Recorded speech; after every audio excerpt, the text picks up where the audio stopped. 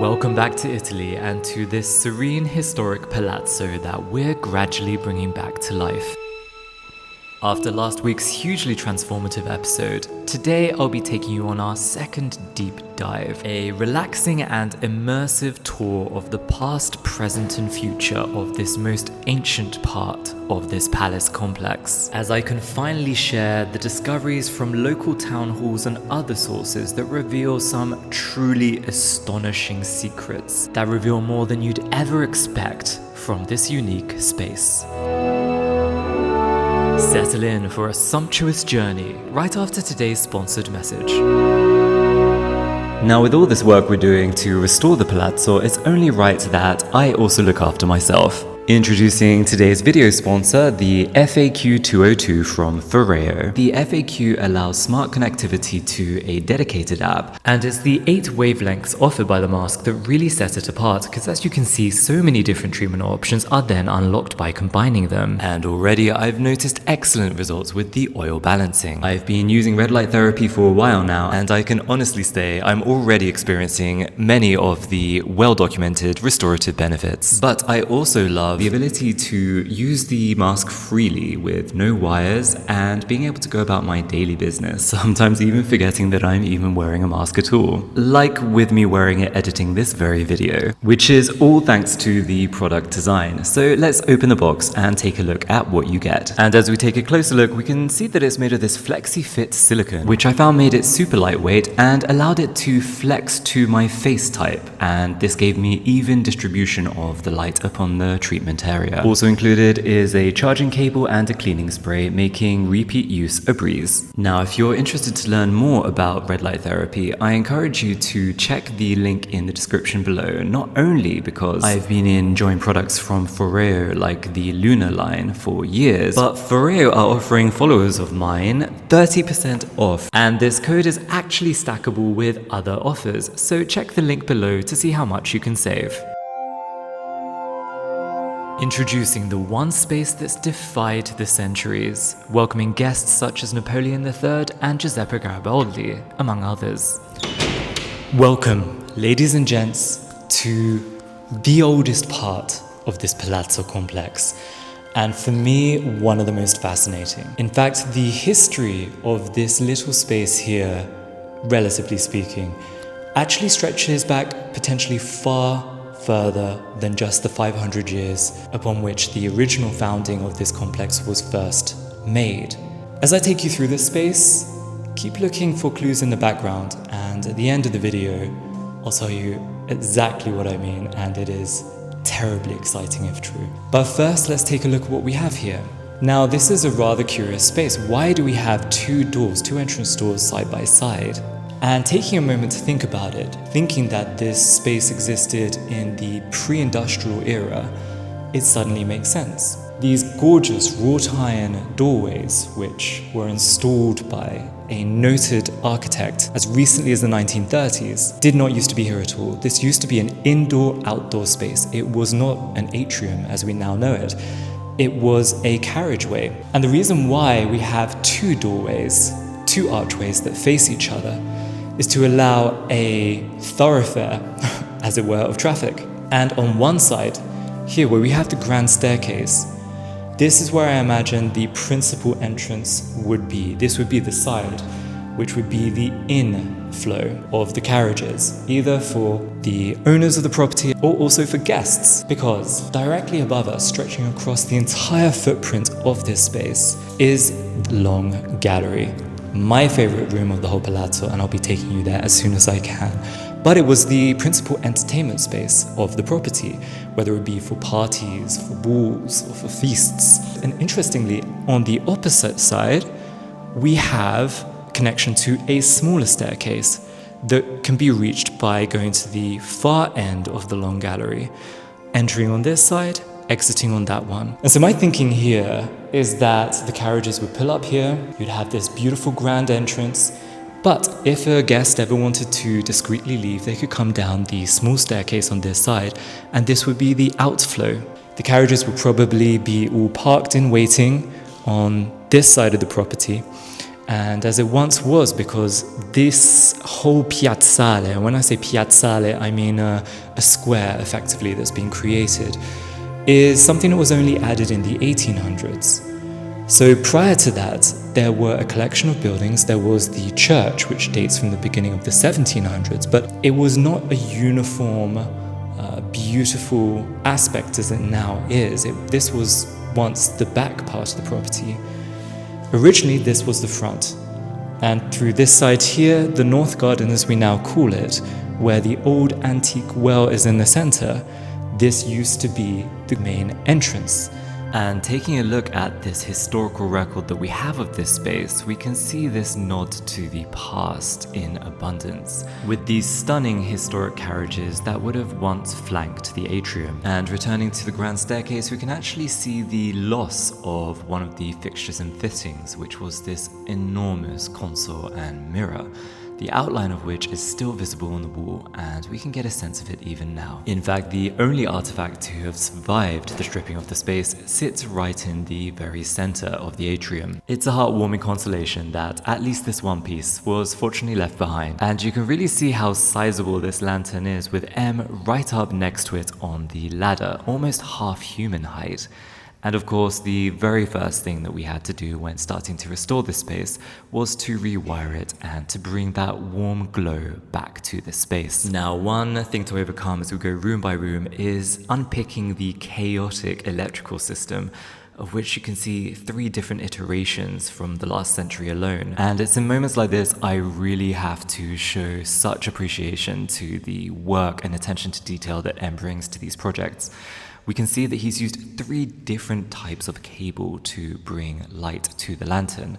A transparent one for inside the lantern, which can barely be seen, a black one that then is woven within the chain, again invisible to the eye, and the final one that does the real legwork, this gold braided cable which droops across to the wall and arches around the doorway to finally arrive at our new plug, almost melting entirely into the warm hue of the paint. And this heating and cooling system that we installed back in episode 6 marks the maximum extent of what we've been able to do to the space thus far. On the furnishing and styling front, we've got a long way to go. I mean, just look at that chair which was sold off. But there's actually a whole other aspect we need to consider too. The reveal of a mystery that has potentially huge implications. Now, an interesting discovery has been made when taking a closer look of the surrounds of these 2 rather grand side doors that you see either side just as you enter. And the interesting thing is these actually lead just to ancillary spaces, nowhere important.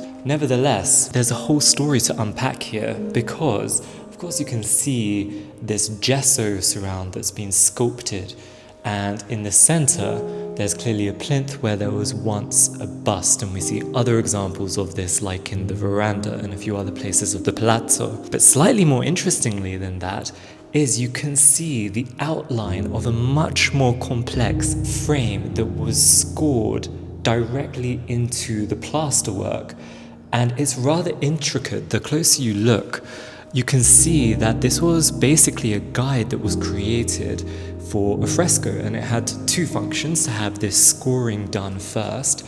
Of course, first of all, it just created a very clear outline for the artist with these geometric shapes with strong lines and architectural forms. That was important.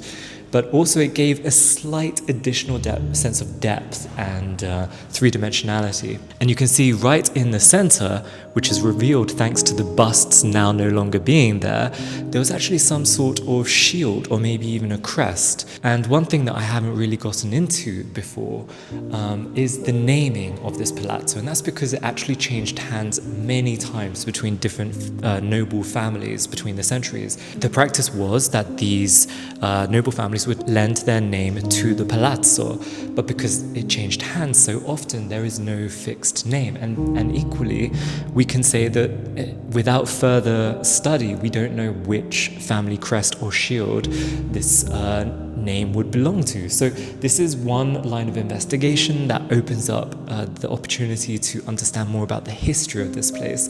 and this is just the beginning of an exciting journey on that front. Now, possibly the most remarkable discovery that I made with this space is regarding these columns, which I believe are far more antique than the rest of the atrium or the old carriageway. In fact, let me move this plant out of the way so you can see what I'm talking about. Now, what we have here is a pillar of solid granite, and this is going up to above my head height, so including the small base, we're talking, close to 2 meters, if not beyond. The capital itself is, again, solid granite. What's so interesting about this is the fact that the Corinthian motif, which is on the top here, this is a motif from ancient Greece, and you'll notice that it is very faded, like it's very weather-worn. And how can this be the case if it sits covered underneath this sort of open-air colonnade as it once was? I would fully expect that the exterior would be weather-worn, but for the interior to have this level of degradation, especially for something like granite, which is immensely tough as a stone, I think this tells us a bit of a story, that this used to stand fully exposed to the elements, potentially for centuries. And we can't be fully sure of the provenance of these columns. We have in total 5 of them, 2 shorter ones on the flank, 3 taller ones of the same size that make up the 2 giant archways of the original carriageway. Now, an excellent point of contrast actually comes from the aforementioned church built at the start of the 1700s, which has its own smaller portico, potentially originally inspired by the one in what is now the main atrium.